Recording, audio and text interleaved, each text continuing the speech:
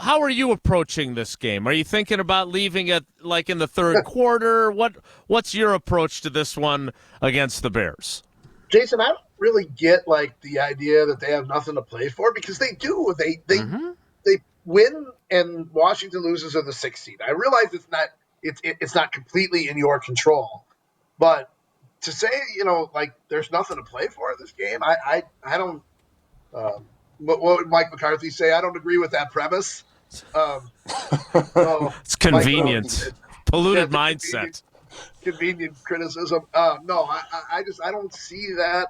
Now, if you look up on the scoreboard and Washington's up 30-0 or whatever, then maybe that changes. But we've talked on many times on the show, Jason. Like, I believe momentum is a real thing, and I think you want to be carrying that in. You don't want to be doubting yourself. You don't want to have people doubting you going into the playoffs. Do you remember that 2021 finish? You would have been in Detroit for it, where they, LaFleur admitted this week he told the guys, hey, you're only going to play a half. He clearly regretted that. He didn't feel like he got the best out of Rodgers and company by doing that. So you're right. There is something to be gained here. But what was the vibe? Because what he said basically was, it's not why they lost to the 49ers a couple weeks later, but he didn't like the vibe of the team going into the playoffs after he took that approach. And was that the game that 𝙒𝙬𝙀𝘼𝙀 came back, played 27 snaps, and then never played and then again? couldn't play in the playoffs. Yeah, that was it. I do agree with Matt in the sense that it's only the right decision if you end up winning the next game, and I don't know if you didn't win the next game or lost the next game because of the way you approached the finale. Like, I mean, there's no way to know that, but sure. Look, there's no right or wrong answer. I know you're the helicopter parent, beat writer. You don't want anybody getting hurt. I'm a believer in, it's momentum. I think that's important. I get both sides though. Like, I totally get it. But I don't know. I just think if it were me, I'd play my guys. Yeah, I mean, I've talked to Jason about this too. I mean, last night and today, I'm in the boat with you. I'm for carrying momentum into the next week because, Philly has already said they're sitting guys, right? Like, they made that very clear already that they're sitting guys. So, you can get – because you need some advantage going there, right? Like, we're just saying Dallas doesn't beat Washington and you're going to Philly, right? Like, we'll just assume that. You need some advantage over Philadelphia, because at this point in time, I think Philly's the best team in the NFC. People could disagree. That's okay. That's fine. But you need some type of advantage. So, if that means you're playing your guys to get, a mental advantage that you're playing as, better and you're about as sharp as you can be going there, you got to do it. You got to do something because, at least that's the way I feel about it. I don't know. Brian, you and I talked earlier in the week about the 2010 run, and you guys won the last 2 games of the regular season just to get into the playoffs. I would even go back to the third to last game at New England where you guys didn't win, but Aaron was out with the concussion, right? And you almost won the game at New England. I think that might have even been a primetime game if I'm not mistaken. And then you trounce the Giants 45-17. You squeak by the Bears, but the opener, or the playoff opener, then at Philly maybe feels like you're on a little bit of a run. And I know you really liked the 2014 team and the way that team was playing in the playoffs. And if I'm not mistaken, that team went in with a couple game winning streak as well. I'm finding examples to support my cause. I'm sure there's plenty that Jason brought up that would support the other side, but I'll give you a good example, Rob. And this is just me. This is just me personally. In 2011, as good as that team was, and I'm not. That's not for anyone else on the team, but this is just me personally. We played. We lost to Kansas City. They were the second to last game of the season, if I'm not mistaken. Correct. Third to last. Kansas City was. You guys were 13. So then, you guys were 13-0 going there. Yeah, so we were 13-0. We lost that game. Then the next week we played. Who did we play the next week? Chicago. We won, obviously. Yeah. We played Chicago, and then we played Detroit to finish, and no one played against Detroit. Like, he Correct. sat Matt a Flynn bunch had of the people. big game. Yeah. And I was one of the guys to sit because I hurt my knee against Kansas City that game, but I think I played against Chicago, or maybe I didn't. And I sat 2 weeks, so essentially 3 weeks in a row, and then went and played against New York. And I don't know, I can't remember how I played against New York. I don't think I played bad, but I remember taking that field against New York in the playoff game, and you're going against Justin Tuckett and Umanura and those guys, and you're like, I haven't played football in a while. And like, they've just played, and they're going, and it takes you a little while to get back into the game, and a bunch of starters hadn't played since that Detroit game, and like, there's something to be said about playing and going into a playoff game. So like, you did not play. Getting these guys you going. did not play in that Detroit game. You did not look based on Pro Football Reference. You did not play the last 2 games of that year. Slacker. Yeah. To your point though about 14, Rob, I was just doing this while you and Brian were talking.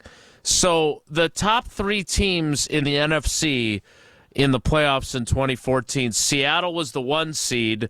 All 3 were 12-4. For those that, I don't want to spoil your story, which I know is coming out next week, but all 3 teams were 12-4 overall.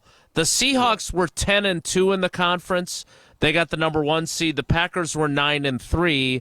The Cowboys were 8-4. And so the Packers needed to win that final regular season game against the Lions to lock up the 2nd seed, because that was back when there was a second bye. So they had a reason to play hard in that game before going into the bye week and then beating 𝙒𝘿𝙀𝘾𝙃 and the Cowboys in the divisional round the week after that. So it is a juggling act. But to Rob's point to begin with, like, if Mike McCarthy's team somehow rises up without most of its good players, if we're being honest, and after emptying the bucket against Tampa Bay a couple of weeks ago and then getting trounced by the Eagles last week, if somehow they rise up, and as Matt LaFleur said, Mike does us a favor, then great. But if it's 31-10 in the third quarter, yes, helicopter beat writer is saying, Matt LaFleur, get Josh Jacobs and Jordan Love off the field. Get them out. You're not getting the 6th seed. No, and I get that. I do. I also think part of it depends on how your game is going. No doubt. What if your line is protecting really well, and Jordan's not taking any hits, and maybe, and if it's a closer game that you feel like you need to close out for the momentum factor, maybe you leave him in. But if you're up 21-3, the game is certainly not like clinched, but I think you feel like maybe you have enough of a lead that you can still close it out, still go into the postseason with a win. Talking with ESPN's Rob Demovsky, we've got Bryan Bulaga as our cousin sub of the day today on 𝙁𝙀 and 𝙁𝘃. Rob, the Pro Bowl balloting came out. Obviously, they get 2 Pro Bowlers that are the free agent pickups in Josh Jacobs and Xavier McKinney, and then Rashawn Gary. Let me ask about Rashawn Gary first, because I have a question for both of you about the other 2 guys. Were you as surprised as Rashawn Gary was that he's a Pro Bowler? Yeah, I was. Look, I mean, the sack numbers aren't there, and typically, that's what does it. Now, I do think he's playing better of late. I think he's played the run. I mean, the run is not a sexy kind of thing, but I think he's played the run, and they've played the run pretty solid most of the year, which is, look, for how many years have we, harped on their run defense? But yeah, I was a little surprised. But look, he's a guy who has maybe built a reputation, has signed a big contract, and it's a little bit of a popularity contest. I mean, heck, you and I both won Wisconsin Sports Writer of the Year a couple times. I mean, that's probably more of a popularity contest than Never thought I'd ever hear you think you won a popularity contest, but that's another discussion for another day.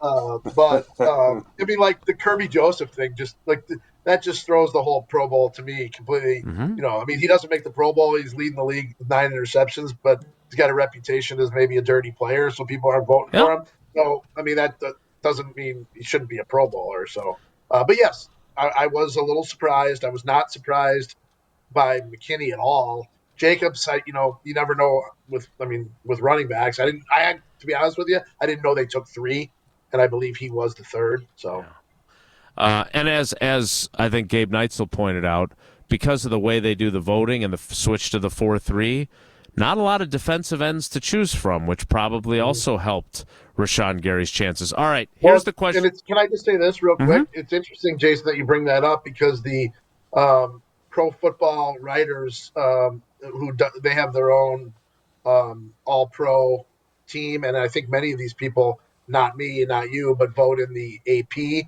the big ones, and they actually sent out specific criteria about positions, here's, I'm just going to read this real quick. In the case of players like Micah Parsons plays defensive end. He is not a linebacker. Likewise for Max Crosby. However, TJ Watt in Pittsburgh, because they play a 3-4, is an outside linebacker. Yeah. So, to me, those guys play the same position, really, but I guess. As Matt LaFleur so condescendingly explained to me last year, those guys are down linemen in the sub packages. So what I want to ask you both is, you look at what McKinney and Jacobs have done. They have been field tilting players. Yeah. I'm not putting McKinney in the Woodson class. He's not going to the Hall of Fame just yet. But when you both think back, and Brian, you go first, because I'm wondering if maybe in 2014 when Julius Peppers came along, do you remember guys during your career, you were there for the 19 free agent class with the Smith brothers as well. What do you remember guys coming in and hitting the ground running, both as players and as fits to the locker room, as well as these two seem to have? Yeah, it seems like these guys have done so much good for this locker room. Mostly because it was a young locker room. So you bring in 2 guys that are, not just really good football players, but veteran good football players that have accomplished a lot in their short amount of time in the league. I get they were both new contract guys, but that's, 4th, 5th-year guys with really, good resumes. it does a lot for the locker room. For me, it would be Julius, right?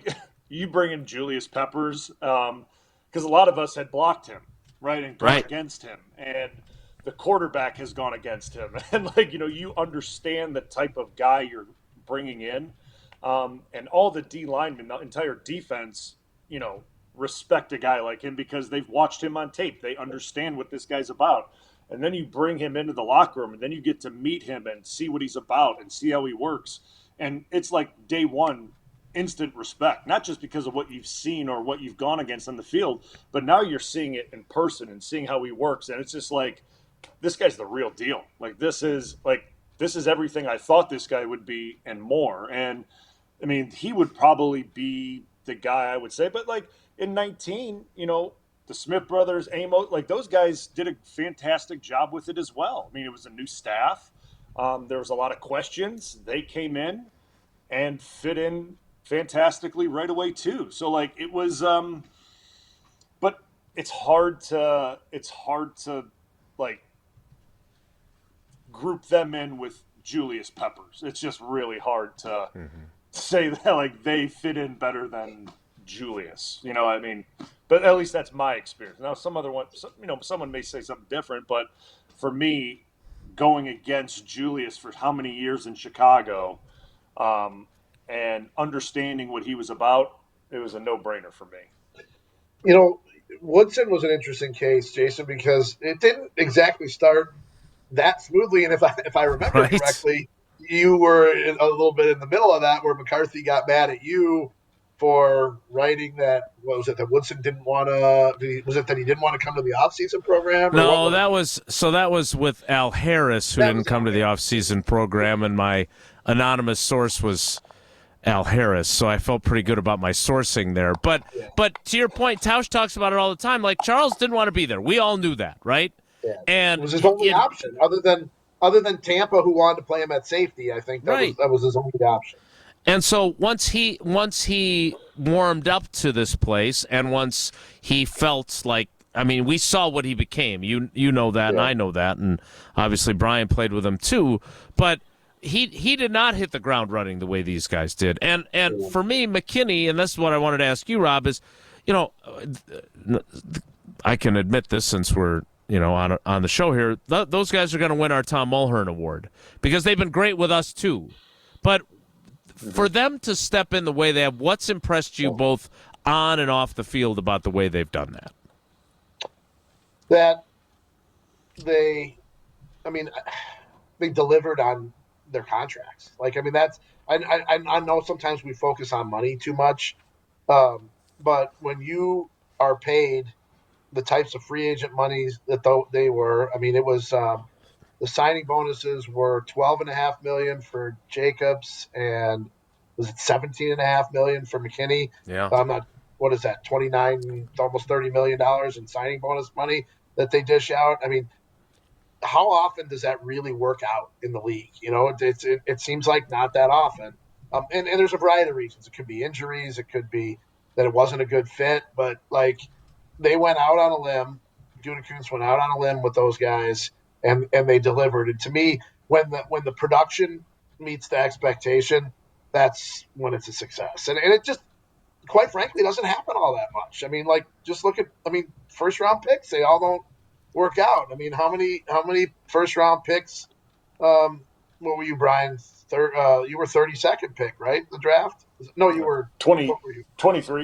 Yeah, 23. How many 23rd overall picks end up playing 10 plus years in the league? Not that many. It's just the expectations don't often meet what the pre-hype was. And in this case they did, and I think it's for a number of reasons. One, they both really, really like football. That's the thing that I think some people forget is that, there have been plenty of players over the years that played football because they were good at it and because it got them, what they wanted in life, but didn't love football. I don't love football, but I love basketball. But these guys love football. There's no doubt about it. And I think that's, to me, when and again, talking to us is not really doesn't translate to success in the field, but you can tell when we talk to these guys that A, they like football, B, they care about winning, and C, they're good teammates. And I think when you have those three things, from especially your highest, look, the young guys are going to look to these guys and say, boy, they paid those guys a lot of money, and look at how they acted. This is how I should act. So I just think that's all. And it's a risk. There is no doubt it is a big risk signing, guys to those types of contracts.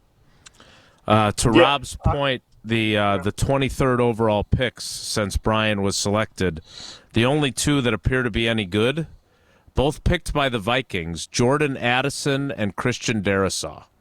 Yeah. Otherwise, lots of disappointment at that 23rd pick since 2010.